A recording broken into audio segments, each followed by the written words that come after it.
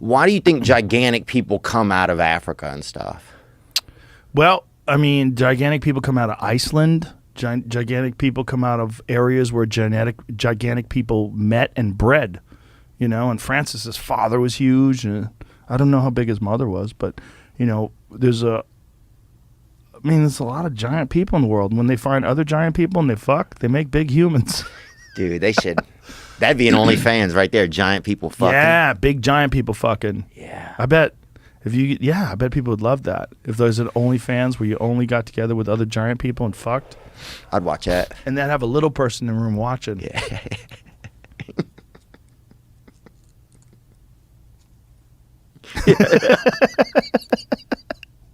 Do you go on OnlyFans at all? No, I logged on one night and then I logged off. You know, I'm trying to stay off of masturbation, stay off of touching my own wiener. Really? Yeah, I don't need to do it. I'm doing cool. You know, I feel better when I don't do it. Is it masturbation or pornography? Well, yeah, pornography I think is nice to stay away from. We talked about this before because my thought was just that and you said it's fine. It's just people that abuse it, you know. So I think like I don't like to have those thoughts in my head. It keeps me thinking too much sexual side and not enough like connection side. Right. That's the number one criticism of people who watch pornography is that it makes you think sexually instead of like romantic. Yeah. And if I want to have a family and stuff, I have to have more like, you know, real intrinsic kind of romantic connection thoughts. And I have to be able to not control my own brain, but let my nature come through that way. Not think like, I want to recreate some shit I saw in a film. Right. Or yeah, you know, I won't even think that way, but like your subconscious just it remembers the stuff, you know, and it kind of mills around in there, just kind of loiters around your brain and dick a little. How many girls have started to make a living off of OnlyFans now that would just normally have a job and never get paid the same amount of money? Well, it's one of the reasons why we're not seeing that many hot chicks working at Chipotle, I think. Is that what it is? They go OnlyFans? I think it's definitely... But how do they get an audience? Like just because you're hot and you show your asshole? They bait through their Instagram, yeah. Dude, you know no two assholes are the same. Is that true? I'm sure. It's like a fingerprint. That's crazy. They're going to use that from now on to get into the bank. It's like your retina scan. Yeah. That's how you get into Dan Bilzerian's house. I mean, if you really think about how many girls are making like stupendous amounts of money on OnlyFans. Oh, it's baffling. But do you also think, Joe, that... Whoa, OnlyFans is over 1 million creators. So, let's imagine that's worldwide. Up from 70,000 in 2019. So all those people jumped on board during the pandemic. That makes sense. This is what I start to worry about. That it's going to be like what is this called? A gig economy? No, what is it? Okay. No, gig economy is like Uber, right? Okay. Would you think of OnlyFans? Does that count? Sure. Yeah. Sure. I mean, you could get a gig. They could make a video for a specific person. Same kind of thing. Oh, okay. Do you think it's like going to... Cameo. But yeah, it's very I watched some cameos the other day. It was sad. I got one from Nick Nolte about some dogs at Christmas. I made him make like a video for some puppies that I never... Nick Nolte does cameos? That I didn't have, yeah. Why is He's like, oh, hey, Cinnamon and Whisker. Dad loves you. Yeah, I got to find it. Nick Nolte's on Cameo? How is it? Is that weird? Oh, no, Gary...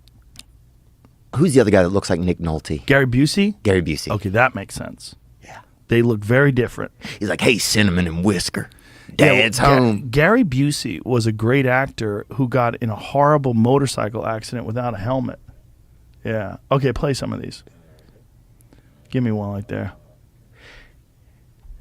Got my guitar, got my voice, got my thoughts, got my love to send to you in a cameo, however many you want.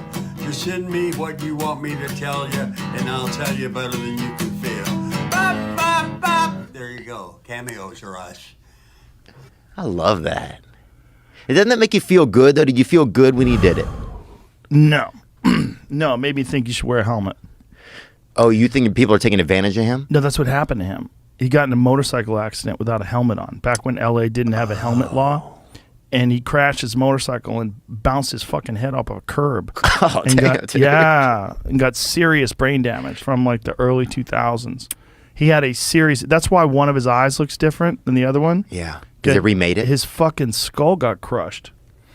Yeah. In 1988, the actor, then 44, had just picked up his Harley Davidson from a shop when he tried to maneuver around a bus and accidentally turned too hard, started skidding, and hit his back brake, causing him to fly over his windshield and land directly on his helmetless head. Oh. Yeah. So that is when things went sour. And his hair still looks good, which is crazy. He's got great huh? hair. He's got great hair to hide that scar where they had to stitch his head back together again, I think. That's unbelievable. Not good. Yeah. Well, this is my question then. Do you think it's going to get to a point, right, where if we start losing jobs, right, and there's less jobs and more people are on like OnlyFans, right, that you're basically going to have chicks out there, like literally people, women holding each other at gunpoint, like, you know, subscribe to my pussy, stuff like that. Like, you know what I'm saying? Like, I don't know what you're saying. you know, help, Jamie. Jamie, can you pull up some help? Pull up some help. I need some help, man. Or, I always have this vision of like two Uber drivers, like you're gonna be my you're my rider. You know what I'm saying? You're my like it's like people like it's all just digital. It's all online, and it's just like people just like subscribe to me now. You know, like literally at gunpoint. Like that's how bad it's gonna get. I don't think that's going to happen, but I think there's going to be a lot of people that are doing that to make a living. The problem is, where's the money coming from? Is it going to be subscribers paying other subscribers? Is it going to be like a hierarchy, like someone who makes like $1 million a month paying someone who makes $100,000 a month, who pays someone who makes $10,000 a month? Is it going to be a pyramid scheme for pussy? Yeah, yeah. I'd almost buy a fake pussy somewhere and put it out there. I don't think that's good enough. I think you have to have the whole body attached to it. Like, what do most girls on OnlyFans do? Do they show like bikini pictures? Like, what are they doing? Showing feet? There's bikini pictures. I know that there's like meetups where like manager companies like have them all go to like a location together, like at the beach, and then they do like, you know, tit touching and like you know, they get together smelling each other's crotch, you know, like stuff. Oh, and so that gets everybody excited, and then they get more like. So they have managers. Stuff animals do, like stuff animals do before their owner pulls them away real quick. I heard that a lot of these girls, when they're interacting with people online, they're not really doing it. That they hire a company, and then someone writes these letters. Because like if you feel like you're going to respond to people and text them, like how many of them are you going to do this to?